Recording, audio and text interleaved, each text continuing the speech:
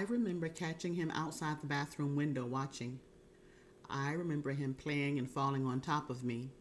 I remember him coming into our room at night, fondling, doing what a good man would never do. All this while pretending to be a good father. Came to a head one day. I'm not sure how old I was when Mama took me into Daniel's room. To this day, the only thing I remember was Mama slapping me across my face saying, "That's my man." Mama married Jackal when I was too young to remember. I've seen photos though. They got married at Grandmama's house in Blunt's Creek. We were the perfect family to eyes that didn't know any better. We went everywhere together. We watched TV together. We played Monopoly together. We put on shows in the house together. Mama cooked breakfast, lunch, and dinner. We all sat at the table and ate together. It was our norm. When all you know is one way, it's easy to believe that what you know is normal. Describing my childhood as sheltered would be an understatement. I never had friends over. I never went anywhere with my friends. If it wasn't about school, it wasn't happening. I've never even had a sleepover. When I was a senior in high school, the reins on me were loosened because of prom and graduation stuff. Other than that, we were in the house. Daniel was the only boy. He was allowed to ride his bike and go up the road and hang out with his friends. I didn't know what a double standard was back then, but I knew there was one where Daniel was concerned. In middle school, there was a kickball game between students and teachers. I watched from the bleachers. John, one of my classmates, was listening to a song on the radio I'd never heard. I asked him where he got it from, and he said, "The radio." He looked at me like he thought I was playing. I wasn't. My life was in that little house on that little hill in Chocowinity, North Carolina on Gray Road, where we were not allowed to touch the radio. We listened to whatever Mama and Jackal played. We didn't have cable TV. Mama had us watching Hee Haw and the Lawrence Welk Show. We listened to old albums from back in the day, while there was a whole world outside that we were not a part of. I watched other children do things I was never taught or allowed to do. I can barely ride a bike and I can't skate at all. My classmates went to the skating rink all the time. They did stuff. They went places. I was at home with Mama, Jackal, Gail, and Dan. It was just us. Rarely did anyone visit, and on the rare occasions when guests did visit, Gail, Daniel, and I naturally went to our rooms.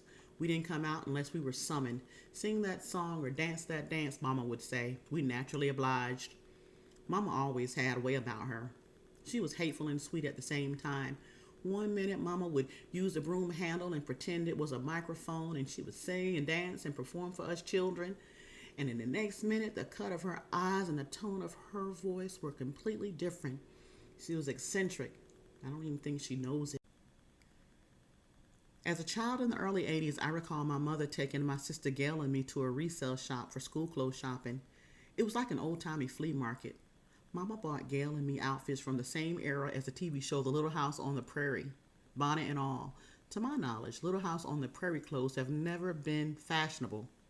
At the time, it never seemed odd, though. It just was what it was.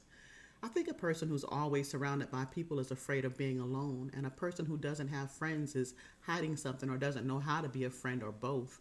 Mama was a loner. I never knew her to have a friend until she was in her 60s. I remember smiling at her and saying, "Oh, Mama, you got a friend."